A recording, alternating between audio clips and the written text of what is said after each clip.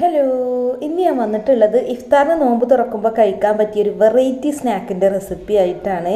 നല്ല ടേസ്റ്റാണ്, അതുപോലെ എളുപ്പമാണ് കേട്ടോ ഉണ്ടാക്കാൻ. അപ്പോൾ ഇതൊരെണ്ണം മതി നമുക്ക് നോമ്പ് തുറക്കുമ്പോൾ കഴിക്കാൻ, എന്നാൽ തന്നെ നമ്മളെ വിശപ്പൊക്കെ മാറിക്കിട്ടും.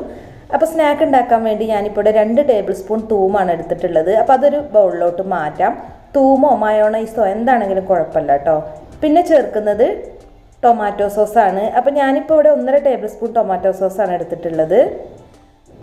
ടൊമാറ്റോ സോസും കൂടെ ഇതിലേക്ക് ചേർത്ത് കൊടുത്തിട്ടുണ്ട്. ഇനി അടുത്തതായിട്ട് നമുക്ക് വേണ്ടത് ചില്ലി സോസാണ് കേട്ടോ. ചില്ലി സോസ് ഞാനിപ്പോൾ 1/2 ടേബിൾ സ്പൂണാണ് എടുത്തിട്ടുള്ളത്. കുട്ടികൾക്കൊക്കെ കഴിക്കാനായതുകൊണ്ട് തന്നെ കൂടുതലൊന്നും ചേർക്കുന്നില്ല. പിന്നെ നല്ല എരിവൊക്കെ വേണമെന്നുണ്ടെങ്കിൽ കുറച്ച് കൂടുതൽ ചേർക്കാം കേട്ടോ, പ്രശ്നമൊന്നുമില്ല. ഇനി നമ്മൾ അടുത്തതായിട്ട് ചേർക്കുന്നത് 1 ടേബിൾ സ്പൂൺ വിനാഗിരിയാണ്. വിനാഗിരി കൂടി ചേർത്തിട്ട് ഇതെല്ലാം കൂടി നന്നായിട്ട് മിക്സ് ചെയ്യുക.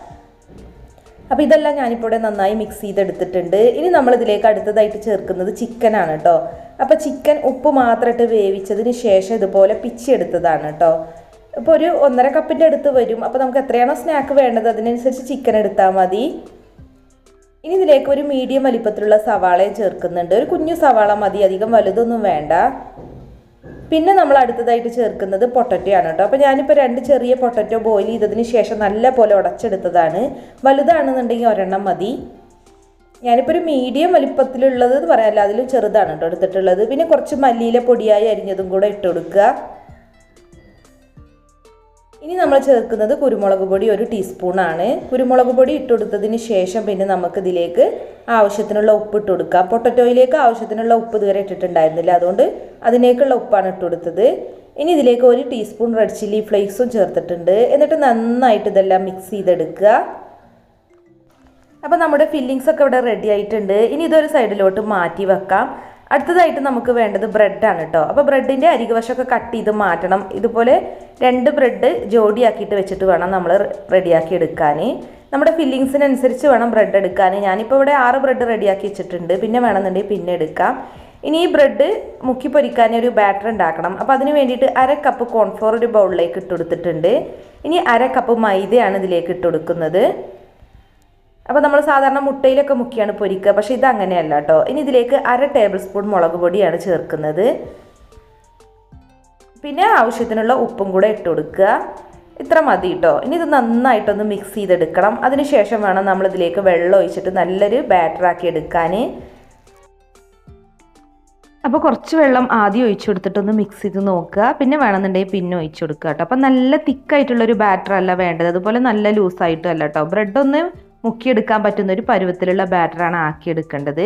പിന്നെ ഇതുപോലുള്ള ഹാൻഡ് വിസ്ക് ഉപയോഗിച്ച് മിക്സ് ചെയ്യുകയാണെന്നുണ്ടെങ്കിൽ കട്ടയൊന്നും കൂടാതെ സ്മൂത്തായിട്ട് കിട്ടും. അപ്പോൾ ഇത് ഇവിടെ റെഡി ആയിട്ടുണ്ട്, ഇത്രയും മതി. ഇനി നമ്മളൊരു ബ്രെഡ് പീസ് എടുക്കുക, എന്നിട്ട് അതിലേക്ക് നമ്മുടെ ഫില്ലിങ്സ് നല്ലപോലെ ഒന്ന് സ്പ്രെഡ് ചെയ്ത് കൊടുക്കുക കേട്ടോ. നമ്മൾ സാൻഡ്വിച്ചിനൊക്കെ സ്പ്രെഡ് ചെയ്ത് കൊടുക്കൂലേ, ആ ഒരു പരുവത്തിൽ നന്നായിട്ടൊന്ന് സ്പ്രെഡ് ചെയ്ത് കൊടുക്കുക. എന്നിട്ട് വേറൊരു ബ്രെഡ് പീസ് വെച്ചിട്ട് അതിൻ്റെ മുകളിൽ വെച്ചിട്ടൊന്ന് പ്രസ് ചെയ്ത് നോക്കുക, നമ്മൾ സാൻഡ്വിച്ച് ഉണ്ടാക്കുന്ന പോലെ തന്നെ. അപ്പോൾ സാൻഡ്വിച്ചാണ് ഇപ്പോൾ നമ്മൾ ആഗ്രഹിക്കുന്നത് വെച്ചത് ജസ്റ്റ് ഒന്ന് ടോസ്റ്റ് ചെയ്തെടുത്താൽ മതിയിട്ട്. അപ്പോൾ നമ്മളിപ്പോൾ സാൻഡ്വിച്ച് അല്ല ഉണ്ടാക്കുന്നത്, നമ്മളിപ്പോൾ ഉണ്ടാക്കാൻ പോകുന്നത് സാൻഡ്വിച്ച് ഫ്രൈ ആണ് കേട്ടോ. ബ്രെഡ് സാൻഡ്വിച്ച് ഫ്രൈ ആണ്. അപ്പോൾ എല്ലാം ഞാനിപ്പോൾ ഇതുപോലെ ആക്കിയെടുത്തിട്ടുണ്ട്. ഇനി നമ്മൾ ഉണ്ടാക്കി വെച്ചിട്ടുള്ള ബാറ്ററിൽ ഈ സാൻഡ്വിച്ച് ഉണ്ടല്ലോ, ഇതൊന്ന് മുക്കിയെടുക്കണം. അപ്പോൾ അതിന് മുമ്പായി നന്നായിട്ടൊന്ന് മിക്സ് ചെയ്യുക കേട്ടോ, കാരണം പൊടിയൊക്കെ അടിയിൽ പോയി കിടക്കുന്നുണ്ടെങ്കിൽ. അപ്പോൾ ഒക്കെ അത് മിക്സ് ആവാൻ വേണ്ടിയിട്ട് ആദ്യം ഒന്ന് മിക്സ് ചെയ്തിട്ട് വേണം നമ്മൾ ഉണ്ടാക്കി വെച്ചിട്ടുള്ള സാൻഡ്വിച്ച് ഇതിലൊന്ന് മുക്കിയെടുക്കുക. നന്നായിട്ടൊന്ന് മുക്കിയെടുക്കുക. എന്നിട്ട് എക്സ്ട്രാ ഉള്ള ബാറ്റർ ഉണ്ടല്ലോ അതൊന്ന് കളയാൻ വേണ്ടിയിട്ട് ഇതുപോലെ കുറച്ച് സമയം ഒന്ന് പിടിക്കുക. ജസ്റ്റ് ഒരു സെക്കൻഡ് ഒന്ന് പിടിച്ചാൽ മതി, അപ്പോൾ ഒക്കെ ഒഴുകിപ്പോയിക്കോളും. ഇനി നമ്മൾ ബ്രെഡ് ക്രംസിൽ ഇതൊന്ന് കോട്ട് ചെയ്തെടുക്കുകയാണ് കേട്ടോ ചെയ്യുന്നത്. അപ്പോൾ ഞാനിപ്പോൾ ഇവിടെ ബ്രെഡ് ക്രംസ് ഉണ്ടാക്കിയെടുത്തതാണ് കേട്ടോ. ഇനിയിപ്പോൾ ബ്രെഡ് ക്രംസ് ഇല്ലാന്നുണ്ടെങ്കിൽ നമ്മൾ അരികുവശം കട്ട് ചെയ്ത് മാറ്റിയില്ലേ ബ്രെഡിൻ്റെ, അത് മിക്സിയിലിട്ടൊന്ന് പൊടിച്ചെടുത്തിട്ട് അതിൽ കോട്ട് ചെയ്തെടുത്താലും മതി. അപ്പോൾ നല്ല പോലെ ഒന്ന് കോട്ട് ചെയ്തെടുക്കുക. അതിൻ്റെ സൈഡും അരികും ഒക്കെ നന്നായിട്ട് കോട്ട് ചെയ്യണം കേട്ടോ. അപ്പോൾ ഈ 2 ബ്രെഡും നന്നായിട്ടൊന്ന് യോജിച്ച് നിൽക്കും, കണ്ടില്ലേ. അപ്പോൾ ഇതുപോലെ എല്ലാം ഇനിയൊന്ന് ചെയ്തെടുക്കണം. നന്നായിട്ടൊന്ന് കോട്ട് ചെയ്തെടുക്കുക. ഇനി നല്ല ചൂടായ എണ്ണയിലേക്ക് ഇട്ടിട്ട് ഫ്രൈ ചെയ്താൽ മതി. അപ്പോൾ എണ്ണ നല്ല പോലെ ചൂടാവണം. അതുപോലെ ഹൈ ഫ്ലെയിമിൽ ഇട്ട് തന്നെയാണ് കേട്ടോ ഫ്രൈ ചെയ്യേണ്ടത്, അല്ലാന്നുണ്ടെങ്കിൽ ബ്രെഡ് ആയതുകൊണ്ട് എണ്ണ കുടിക്കും. പിന്നെ സാൻഡ്വിച്ചിൻ്റെ ഫില്ലിങ്സൊക്കെ നമ്മൾ ആൾറെഡി കുക്കാക്കിയതാണ്. ബ്രെഡും അധികം കുക്കാവേണ്ട ആവശ്യമില്ല.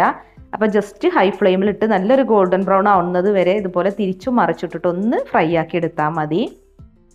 ഇതിപ്പോൾ ഇവിടെ നല്ലൊരു ഗോൾഡൻ ബ്രൗൺ നിറായിട്ടുണ്ട്. ഇനി നമുക്കിത് എണ്ണയിൽ നിന്ന് കോരിയെടുക്കാം. എന്നിട്ട് ബാക്കിയുള്ളതും ഇതുപോലെ തന്നെ ഫ്രൈ ചെയ്തെടുക്കാം കേട്ടോ. അപ്പോൾ ഇത്രയേ ഉള്ളൂ. നല്ല അടിപൊളിയായിട്ടുള്ള ബ്രെഡ് സാൻഡ്വിച്ച് ഫ്രൈ ഇവിടെ റെഡി ആയിട്ടുണ്ട്. നോമ്പിന് കഴിക്കാൻ പറ്റിയ നല്ലൊരു സ്നാക്കാണ് കേട്ടോ. ഇതിൻ്റെ ഫില്ലിങ്സിനൊക്കെ ഒരു പ്രത്യേക ടേസ്റ്റാണ്. അപ്പോൾ നല്ല ചൂടോടുകൂടി കഴിക്കുമ്പോൾ വേറെ ലെവൽ ടേസ്റ്റാണ്. നിങ്ങളൊന്ന് ട്രൈ ചെയ്ത് നോക്കുക. പിന്നെ നമ്മുടെ ചാനലിൽ ഇപ്പോൾ ഗിവ് അവേ നടക്കുന്നുണ്ട് കേട്ടോ. നമ്മുടെ ചാനലിന് 3 ലക്ഷം സബ്സ്ക്രൈബേഴ്സ് ആവുന്ന അന്ന് വിജയിയെ തിരഞ്ഞെടുത്തിട്ട് ഓവനാണ് സമ്മാനമായിട്ട് നൽകുന്നത്. അപ്പോൾ നിങ്ങൾ ഗിവ് അവേയിൽ പങ്കെടുക്കാൻ വേണ്ടിയിട്ട് നമ്മുടെ വീഡിയോസൊക്കെ ഫുള്ള് കാണുക, കമൻറ്റ് ചെയ്യുക, പിന്നെ വീഡിയോ കണ്ടിട്ട് ലൈക്ക് ചെയ്യുക, ഷെയർ ചെയ്യുക. അതുപോലെ ചാനൽ സബ്സ്ക്രൈബ് ചെയ്യാത്തവരാണെന്നുണ്ടെങ്കിൽ ഒന്ന് സബ്സ്ക്രൈബും കൂടെ ചെയ്യുക കേട്ടോ. അപ്പോൾ ഇതുപോലുള്ള നല്ല അടിപൊളി ഇഫ്താർ സ്നാക്കുമായിട്ട് നമുക്ക് വീണ്ടും കാണാം. താങ്ക്